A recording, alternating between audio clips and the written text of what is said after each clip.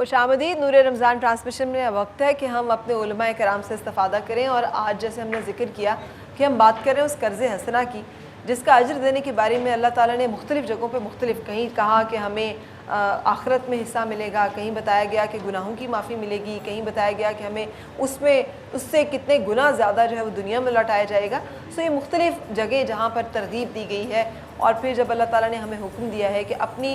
تم اس وقت تک تم پا نہیں سکتے ہو بھلائی کو جب تک تم اپنی محبوب ترین چیز راہ خدا میں جو ہے وہ قربان نہ کرو۔ تو آج ہم چونکہ زکوٰۃ، اس کے مصارف کے بارے میں بات کر رہے ہیں، تو اپنے علماء کرام کو خوش آمدید کہیں گے۔ زکوٰۃ کس پر لاگو ہے، کتنی لاگو ہے، اور کیا رمضان المبارک میں ہی دینی زیادہ افضل ہے یا کبھی بھی دی جا سکتی ہے، اور کس طرح سے ادائیگی اس کی جا سکتی ہے؟ پہلے علامہ صاحب سے، پھر مولانا صاحب۔ جی، اعوذ باللہ من الشیطان الرجیم، بسم اللہ الرحمن الرحیم۔ میں اپنی چھوٹی سی رائے پہلے یہ دینا چاہوں گا کہ میں سمجھتا ہوں کہ اس کی اہمیت اور اس کے خد و خال، اور یہ کہ جو نظام زکوٰۃ ہے قرآن پاک کے اندر اللہ سبحانہ و تعالیٰ نے انسانیت اور بشریت کے لیے دیا ہے، اس پر بھی تھوڑی سی گفتگو ہونی چاہیے، لیکن بہرحال چونکہ آپ نے ڈائریکٹ سوال کیا ہے تو میں صرف 1 منٹ کے لیے تھوڑا سا چاہوں گا۔ اللہ سبحانہ و تعالیٰ نے قرآن پاک میں چیلنج کیا ہے کہ اگر تم فأتوا بسورۃ، یعنی صورت لے آؤ، آیتیں لے آؤ، بالکل۔ اور جو چیلنج ہے وہ کیا ہے؟ کیا یہ چیلنج ہے کہ لٹرلی جو کلچر، جو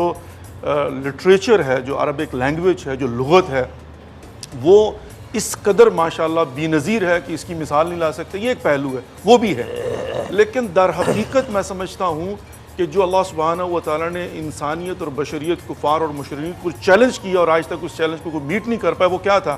وہ یہ ہے کہ جو نظام پروردگار نے قرآن کے اندر ہمیں متعارف کروائے ہیں ان کی مثال کوئی نہیں لا سکتا۔ انسانیت اور بشریت کی بھلائی اسی میں، طبقات جو ہمارے ہاں پوری دنیا کے اندر مبتلا بے مسئلہ ہے، اس کا حل ہی یہ ہے کہ قرآن کے احکامات کے مطابق نظام زکوٰۃ کو، انفاق کو، صدقات کو، خمس کو لاگو کیا جائے، نمبر 1۔ نمبر 2، جہاں تک تعلق ہے کہ زکوٰۃ، نصاب زکوٰۃ، 10 چیزیں ہیں قرآن پاک کے اندر جن پر نصاب یعنی ہوتا ہے، 10واں احتیاط لازم ہے اور 9 چیزیں کنفرم ہیں،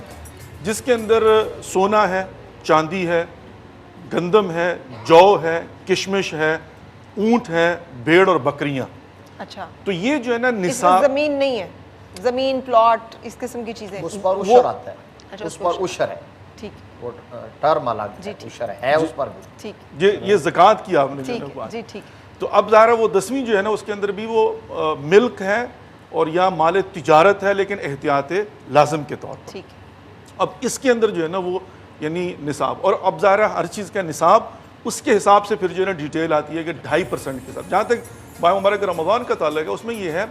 کہ ماہ مبارک رمضان در حقیقت چونکہ ہر چیز یعنی ہر عمل جو معمولی عمل بھی کیوں نہ ہو اس کا کئی گنا ثواب ہے، تو اس لیے پریفر یہ کیا جاتا ہے کہ ماہ مبارک رمضان میں زکوٰۃ دی جائے، ماہ مبارک رمضان میں خمس کا حساب کیا جائے۔ ویلا جو زکوٰۃ ہوتی ہے وہ سال کی ڈیوریشن پر ہوتی ہے، یعنی 11 مہینے کے بعد 12ویں مہینے، وہ کوئی بھی ہو سکتا ہے، لیکن ماہ مبارک رمضان کو پریفر کیا جاتا ہے اس کی برکات اور رحمات اور کئی گنا ثواب کے حوالے سے۔ بالکل صحیح۔ اچھا مفتی صاحب، ایک سوال اور میں کرنا، جو لوگ صدقات دیتے ہیں اور وافر دیتے رہتے ہیں، زکوٰۃ کی کیلکولیشن اینولی کر کے یعنی سالانہ کر کے سال میں ایک دفعہ ادا کرنی ضروری ہے، یا جب وہ صدقات دے رہے ہیں ساتھ ساتھ وہ اپنی زکوٰۃ بھی نکالتے رہیں تو اس طرح سے بھی ادا ہو جاتی ہے اور مستحسن بھی ہے؟ حامداً و مصلیٰ، اما بعد فاعوذ باللہ من الشیطان الرجیم، بسم اللہ الرحمن الرحیم۔ بڑا اہم ٹاپک ہے، ٹائم چونکہ بہت کم ہوتا ہے اس لیے صحیح طور پر اس کا جو ہے احاطہ ہو نہیں سکتا۔ انفاق فی سبیل اللہ کی بے شمار صورتیں، راہ خدا میں خرچ کرنا، اور اس کا بیسک جو کانسیپٹ ہے شاہ صاحب نے جس کی طرف اشارہ کیا، یہ اسلام کے نظام معیشت کا ایک ستون ہے۔ بالکل۔ سوسائٹی، معاشرے سے غربت اور افلاس کے خاتمے کے لیے اگر کسی اسلامی ریاست کے اندر اس کو کما حق کو وہ امپلیمنٹ کر لیا جائے تو آج کے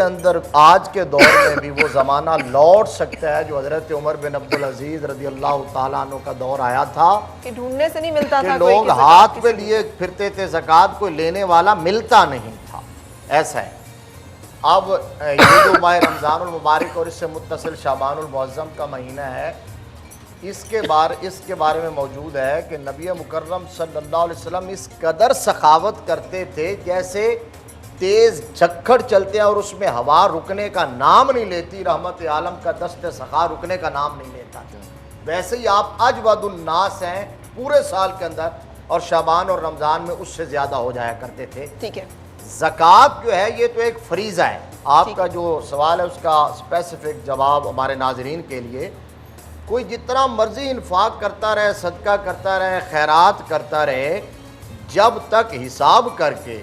جو صاحب نصاب ہے 52.5 تولے چاندی فقہ حنفی کے مطابق، یا 7.5 تولے سونا، یا اتنی اماؤنٹ، اور اس میں سے بھی حساب اس کا لگایا جائے گا۔ فقہ کی ایک ٹرم ہے انفع للفقراء، جس سے فقیر جو لوگ ہیں ان کو فائدہ زیادہ ہو۔ ٹھیک ہے، تو سونے کا نصاب مشکل سے بنتا ہے، چاندی کا جلدی بن جاتا ہے۔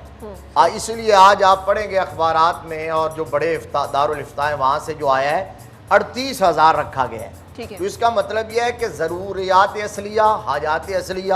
بندے کی لائف کے لیے جو چیزیں ضروری ہیں، ان سے اضافی جس کے پاس آج کے دور میں 38,000 روپے موجود ہے اور وہ مقروض بھی نہیں ہے، تو اس پر زکوٰۃ لازم ہے۔ اچھا، صرف 38,000، یہ یاد رکھ لیں۔ اچھا، اس کی اپنی ضرورت کی چیزیں، گھر کا سامان، سواری، یہ موجود ہے، اچھا اور سر، اس پر قرض بھی نہیں اچھا، ہے۔ لیکن ہوتا ہے بعض اوقات، آج کل کا دور ہے نا، تو ہمیں پتہ ہے کہ 6 مہینے بعد ہم نے بچوں کی 3 مہینے کی فیس دینی ہے، جی جی جی، وہ اتنی اماؤنٹ بن جاتی ہے، یا 2-3 مہینے کے بعد بیٹی کی شادی کرنی ہے، رقم آج پڑی ہوئی ہے، اہم موجود ہے۔ سوال ہے۔ عرض یہ ہے کہ اس کے لیے سال گزرنا شرط ہوتا ہے، اچھا، یعنی اتنی اماؤنٹ کسی کی ملکیت میں ہو، سال کے اول میں بھی، آخر میں بھی، درمیان میں کم زیادہ ہوتی رہے، اتنی کا مالک رہے، سال گزرے تو سال کے بعد اس پر زکوٰۃ لازم ہے، اور وہ کوئی ضروری نہیں ہے کہ رمضان شریف کے مہینے میں ادا کرے، جب سال ہو جائے گا ادا کرنا ضروری ہو جائے گی۔ اور رمضان المبارک کو ترجیح اس لیے دی جاتی ہے کہ اس میں ثواب زیادہ ہوتا ہے۔ اب کوئی صدقہ کرتا رہے، اس سے زکوٰۃ ادا نہیں ہوگی، یہ یاد رکھیں، بس اتنی بات یہ ہے۔ اور اس میں بھی ایک جملہ میرا عرض سن لیں کہ اگر وہ زکوٰۃ مہینے کے حساب سے وہ نیت رکھ کے دے رہا ہے کہ میں 5,000 کسی مدرسے میں دے رہا ہوں، کسی فقیر کو دے رہا ہوں، اور اس کو لکھتا رہے، کاؤنٹ کرتا رہے، اور سال کے بعد زکوٰۃ کا حساب کرے، اس کی جتنی زکوٰۃ بنتی ہے اگر وہ چلی گئی ہے تو اس صورت میں زکوٰۃ ادا ہو جائے۔ ارے سر، ایک سوال چھوڑتے ہوئے بریک کی طرف جاؤں گی۔ سوال یہ ہے کہ فرحان بھائی، شاہ صاحب، ہم اکثر دیکھتے ہیں بہت بڑے بڑے دسترخوان سج رہے ہوتے ہیں، لوگ عمرے کے ٹکٹ دے رہے ہیں، لوگ مفت علاج کے وہ دے رہے ہیں، لیکن ان کی کمائی جو ہے اس کا ذریعہ صحیح نہیں ہے۔ وہ حج بھی کر رہے ہیں، وہ عمرے بھی کر رہے ہیں، وہ الحاج بھی کہلا رہے ہیں، ان کے لنگر بھی کھلے ہوئے ہیں ان کی، لیکن کمائی ہم سب کو پتہ ہے کہ وہ ٹھیک نہیں ہے۔ اب معاشرے میں بڑا ضروری ہے کہ ہم اس چیز کی ترغیب کریں کہ کیا اللہ تعالیٰ کو ایسے صدقات دینے سے اور ایسے زکوٰۃ مقبول ہیں، اور کیا حرام کی کمائی سے دیے گئے صدقہ، اور جو لے رہا ہے بیچارہ وہ تو مستحق ہے، اس کو تو نہیں اس غرض کے دینے والا جو ہے اس کی کمائی حرام کی ہے یا حلال کی۔